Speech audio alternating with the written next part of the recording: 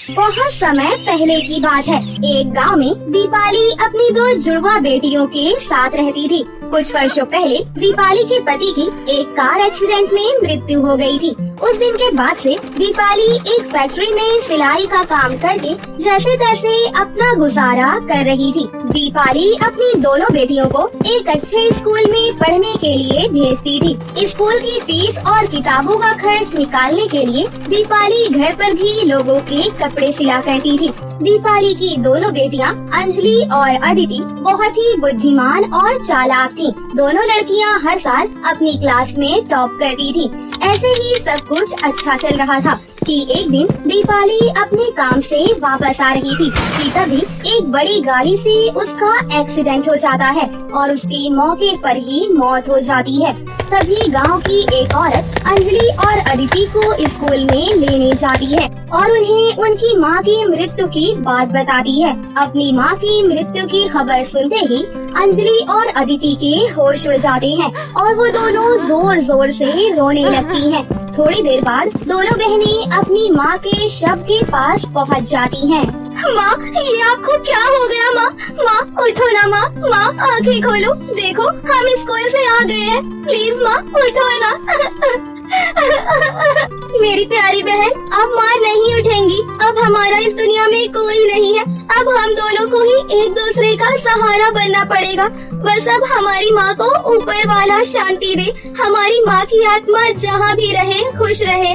इस तरह अदिति अंजलि को बहुत समझाती है। फिर कुछ लोगों के साथ मिलकर अपनी माँ का अंतिम संस्कार वो कर देती हैं। उस दिन के बाद से अंजलि और अदिति गुमसुम रहने लगती हैं और वो दोनों किसी से कुछ नहीं बोलती। कुछ दिनों तक तो अंजलि और अदिति माँ के बचाए हुए पैसों से घर का राशन खाती पीती हैं। लेकिन कुछ दिनों बाद जब घर का राशन खत्म हो जाता है तो अंजलि और अदिति बहुत उदास पड़ जाती हैं। अदिति, अब तो माँ के बचाए हुए पैसे खत्म हो गए। स्कूल की मैडम भी फीस मांग रही है। मुझे तो समझ ही नहीं आ रहा कि ये घर का खर्च कैसे चलेगा। हाँ बहन, अभी तो हम दोनों बहुत छोटे हैं, हमें कोई काम पर भी नहीं रखेगा। पहले माँ हमें पढ़ा लिखा कर डॉक्टर बनाना चाहती थी, इसलिए मैंने फैसला किया है कि मैं बाहर कहीं काम करूँगी और तो स्कूल पढ़ने जाया करेगी। नहीं बहन, काम करने मैं जाऊंगी और तू पढ़ने जाया करेगी। दोनों इस तरह से बहस करती हैं, लेकिन अंत में एक फैसले तक पहुंच जाती हैं। ठीक है, तुम कह रही हो तो मैं स्कूल चली जाया करूंगी और तुम बाहर काम करने जाना। इस तरह अंजलि अगले ही दिन काम ढूंढने निकल जाती है और अदिति अपने स्कूल चली जाती है। अंजलि पूरे दिन गांव में काम के लिए घूमती है, परंतु उसे कोई काम नहीं मिलता।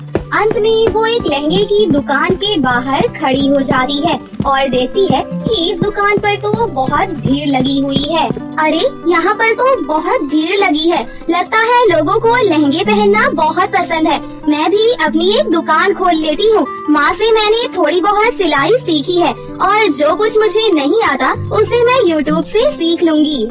इतना बोलकर अंजलि अपने घर चली जाती है। घर जाकर अंजलि अपनी माँ के बचे हुए कुछ पैसे लेकर लहंगे सिलने के लिए कपड़ा लेकर आती है और इस तरह अंजलि घर पर रहकर ही लहंगे सिलने का काम शुरू कर देती है। थोड़ी देर के बाद जब अदिति स्कूल से घर वापस आती है तो वो अपनी बहन को इतनी मेहनत करता देख बहुत खुश हो जाती है। वाह दीदी, आपने तो बहुत सुंदर सुंदर लहंगे सिल दिए। आपके पास इतना अच्छा आइडिया कहाँ से आया? वो मैं बाजार से आ रही थी तो मैंने देखा कि लहंगे की दुकान पर बहुत भीड़ लगी हुई है। बस वहीं से मुझे लहंगे सिलने का आइडिया सूझा। ठीक है दीदी, मैं भी आपके काम में आपकी मदद कर दिया करूँगी। इस तरह दोनों बहनें दिन भर लहंगे सिलती और शाम को बाजार जाकर वो लहंगे बेच दिया करती। अंजलि और अदिति के बनाए हुए लहंगे बहुत ही सुंदर और एंटीक लगते थे, जिस कारण लोगों को इनके लहंगे बहुत पसंद आने लगे, जिस कारण उनकी दुकान बहुत अच्छी चलने लगी और अब वो अपना जीवन हंसी खुशी से बिताने लगी। एक दिन अंजलि के ठेले पर एक अमीर सेठानी आंटी आती है और कहती है, सुनो लड़की, मैंने तुम्हारे लहंगों का बहुत नाम सुना है। क्या तुम मेरे एक ऑर्डर को पूरा कर पाओगी? हाँ मैडम, क्यों नहीं। आपको कितने लहंगे चाहिए? हम जल्दी से जल्दी पूरा करने की कोशिश करेंगे। मुझे 50 लहंगे का ऑर्डर देना था। 1 हफ्ते बाद मेरी बेटी की शादी है, क्या तुम मेरा ऑर्डर पूरा कर पाओगी? इतना बड़ा ऑर्डर सुनकर अंजलि बहुत खुश होती है, क्योंकि अंजलि की दुकान पर पहली बार इतना बड़ा ऑर्डर आया था। हाँ मैडम, आपका ऑर्डर 1 हफ्ते के अंदर मैं पूरा कर दूंगी। ठीक है, ये लो एडवांस पूरे 50,000 रूपए, बाकी अमाउंट ऑर्डर पूरा करने के बाद दूंगी।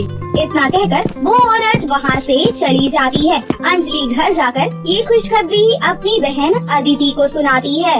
वाह दीदी, आपने तो बहुत अच्छी खुशखबरी दी है। इन 50,000 रुपयों से हम अपने लिए नई दुकान खोल सकते हैं, जिसे देखकर हमारे पास और भी ज्यादा ग्राहक आएंगे और फिर हम धीरे धीरे बहुत ज्यादा अमीर हो जाएंगे। हाँ अदिति, तुम सही कह रही हो। चलो इन पैसों से एक दुकान किराए पर ले लेते हैं। इतना बोलकर दोनों बहनें अपने ठेले के पास वाली दुकान को किराए पर ले लेती हैं और अपनी एक दुकान खोल लेती हैं। ये सब होते हुए अंजलि के पड़ोस की दुकान वाली देख रही थी। अंजलि को इतनी जल्दी तरक्की करता देख वो पड़ोसन मन ही मन जलने लगती है। इधर दोनों बहनें दिन रात मेहनत करके 50 लहंगे सिल लेती हैं। पूरी रात लहंगे सिलने के बाद दोनों बहनें सुबह खाना खाने चली जाती हैं। अंजलि और अदिति के जाते ही बगल वाली औरत अंजलि की दुकान पर आग लगा देती है। थोड़ी देर के बाद जब अंजलि और अदिति अपनी दुकान पर वापस आती हैं, तो वो देखती हैं कि उनकी दुकान के बाहर बहुत सारे लोगों की भीड़ लगी हुई है और उनकी दुकान में आग लगी हुई है। ये देखकर वो दोनों बहनें बहुत जोर जोर से रोने लगती हैं। थोड़ी देर बाद दुकान पर वो औरत भी आ जाती है, जिसने 50 लहंगे सिलने के लिए दिए थे। ये क्या, तुम दोनों तो दुकान में आग लगाकर बैठ गई। अब मेरे ऑर्डर को कौन पूरा करेगा?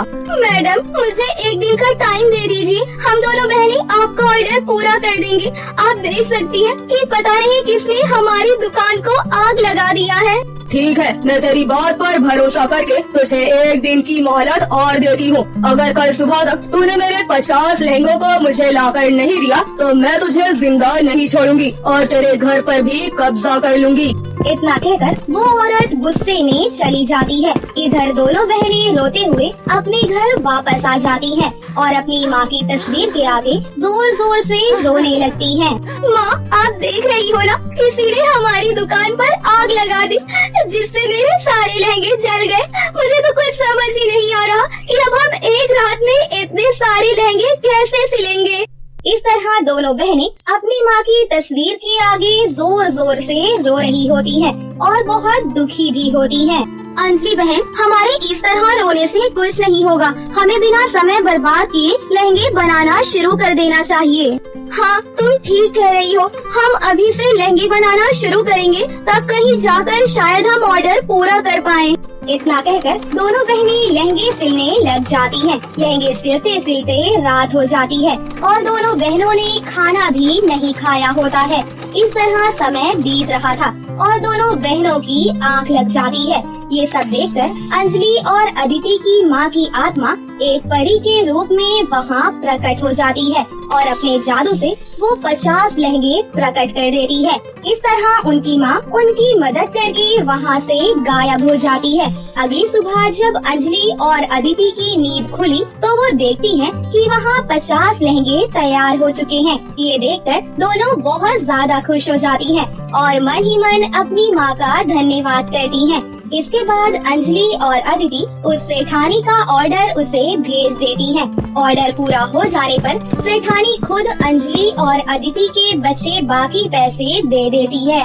वेल डन अंजलि और अदिति, तुम दोनों ने रात भर जाकर इतने सारे लहंगे सिल लिए। वाओ, मैं तुम्हारे काम से बहुत खुश हुई हूँ, इसलिए मैं तुम दोनों को हमेशा के लिए अपने घर पर बुला रही हूँ। आज से तुम दोनों मेरी बेटी के बुटीक के लिए लहंगे सिला करोगी और बदले में तुम मेरे घर में रह सकती हो। अंजलि और अदिति सेठानी की बात मान लेती हैं और खुशी खुशी उनके घर चली जाती हैं। उस दिन के बाद से अंजलि और अदिति की जिंदगी में कभी कोई दुख नहीं आता और वो हंसी खुशी से सेठानी की बेटी के साथ रहने लगती हैं। सेठानी उनका एडमिशन एक बड़े इंटरनेशनल स्कूल में करा देती है। फिर दोनों बहनें मन लगाकर पढ़ाई करती हैं और घर आकर सेठानी की बेटी के लिए लहंगे सिलती हैं। 10 साल ऐसे ही बीत जाते हैं। अदिति पढ़ लिख कर डॉक्टर बन जाती है और अब अंजलि अपनी पसंद से फैशन डिजाइनर बन जाती है।